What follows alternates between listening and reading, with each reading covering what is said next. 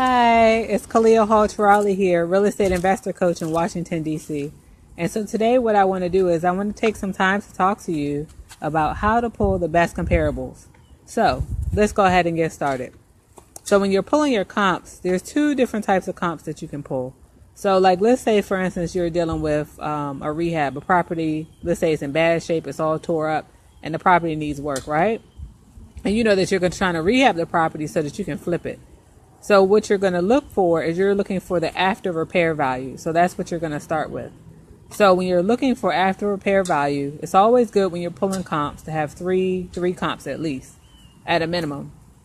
And so the first thing you want to do is you want to look at your property.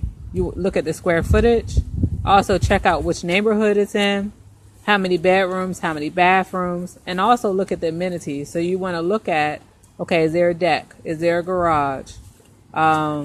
Is there a fireplace?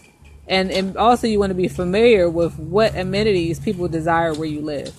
So like let's say where I am, for example, a swimming pool is not necessarily it's not necessarily going to increase the value of a house. It actually decreases it. So you need to be familiar with what people desire where you live. Because of course, like if you're in Florida, California, that may make a difference. Okay, so those are the variables that you're looking for. So what you want to do is when you're pulling your comps for your after repair value, you're going to go at least within a half a mile. Like, so if you're in a certain subdivision where it's new construction houses, or if it's older houses, also too, I should mention that is that you also need to pay attention to the age of the house, whether it's brick or siding and things like that, right?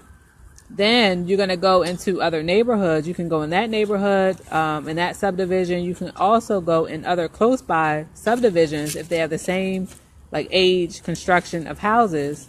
And you're looking for houses that have the similar, you're looking for fixed up houses now because we're talking about after repair value. So in this situation, you're looking for houses that are already fixed up. So they're in pristine condition, they're top notch condition. Somebody's rehabbed them. Let's say it has granite countertops. Has stainless steel appliances, whatever people are looking for in that neighborhood is top notch. And so also it's great if that property again is within half a mile, has the same number of bedrooms, and also the square footage needs to be somewhat similar. So normally I stay within 100 plus or minus square feet of the property that I'm looking at, maybe 100, 200. I don't really go over that because that can cause problems. So anyway, so you're looking for same number of bathrooms, same square footage. It's good also if it's the same quality construction, and you want to make sure that it's almost the same style of house. Because of course, when you're looking at houses, a house that's a colonial is not going to be for the same amount as, so a colonial is a house that has like 2 levels above ground that's detached. A house like that is not going to go for the same amount as a Rambler. A Rambler is a house that's just like a single level. No 2 levels. Maybe it has a basement, but that doesn't count. And the reason why basements don't count is because most people don't desire to live underground. So you're really looking for square footage above ground. The basements do maybe increase a little bit, but not that much. So you're going into your next neighborhood. I'm sorry, my little helper is out here with me today. We're getting ready to go swimming. Anyway, so you're going into the next neighborhood. You're looking for, again, similar style house. So again, if it's detached, the house you need to be comparing has to be detached. So you can't compare a townhouse to, let's say, a single family house. So same style house. You also want to look at the exterior of the house. If it's siding, make sure yours has siding, because brick does add value, especially where I am. I don't want to speak for the whole U.S., but where I am, for example, brick adds value. So same style same style house, the age of the house, the square footage of the house, number of bedrooms, number of bathrooms. And then so what you want to do is once you get the highest going properties, and you really like once you start to look at what's selling and you kind of put it on a sheet to kind of track, okay, this is the address of this property. This has this many bedrooms. This has this square footage. Once you start to rank them and also looking at the sales price and sales that sold within the past 6 months, you really want it within the past 6 months. Most people buying houses, they're not going to go over that. They're not going to go outside of that 6-month window. And so once you start to rank the sales, you'll start to see that they're all probably going for around the same price. So like, let's say one could be, 100,000, another one's 102,000, another one is 99,000. So once you start to find houses that's similar, you'll find that the sales prices are probably almost about the same. And that's how you know that you're in the right ballpark here. Because if you find something where you're looking at one property at 50,000 and another at 100, then something has to be off there.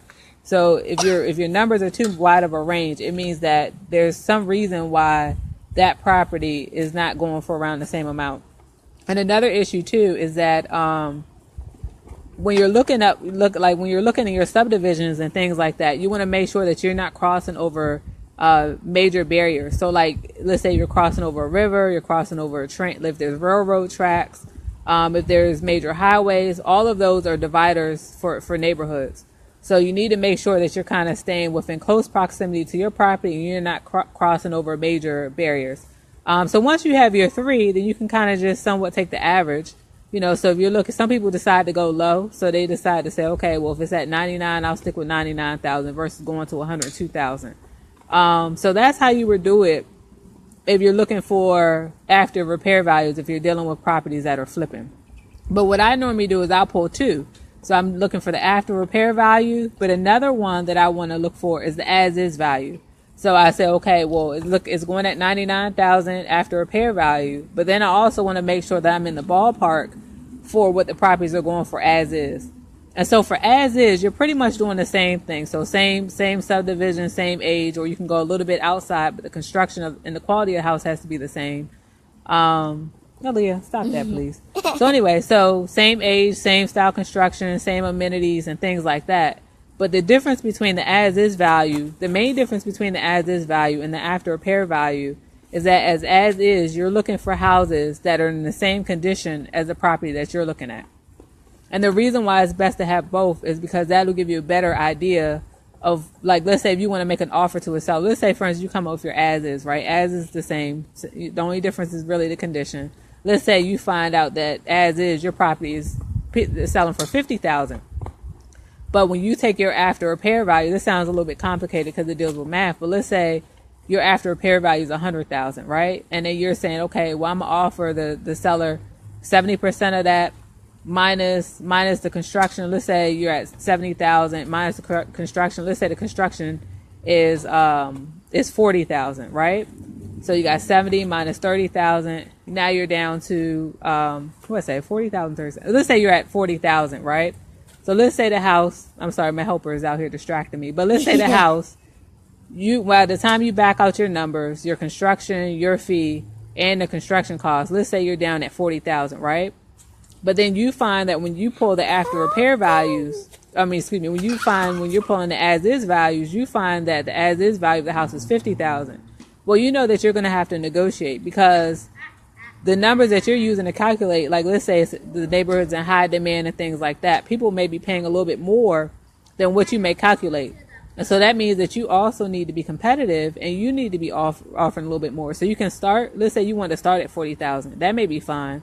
But you know that realistically, the houses in as is condition are going for 50,000. So that means that you're going to need to go up some more. So your offer may be like at 48,000 or something like that.